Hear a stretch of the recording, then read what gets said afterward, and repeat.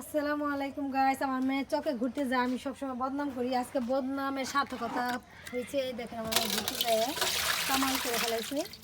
দেখেন কত বড় বড় হাত দৌড়া তোমার আম। হ্যাঁ, আমার বাচ্চার দুইটা হয়ে গেছে। 100 টাকা দামের কই উইটা খেয়ে আইছে। ধরার সময় ভিডিও করতে পারি না, কারণ আমরা তো জানি না মাছ পামু। এই যে দেখছেন চকে থেকে 10টা পাইতাম সেই জামাই কত বড় এক জোড়া কই দেখেন 200 টাকা। চলটা দাও চুটিতে।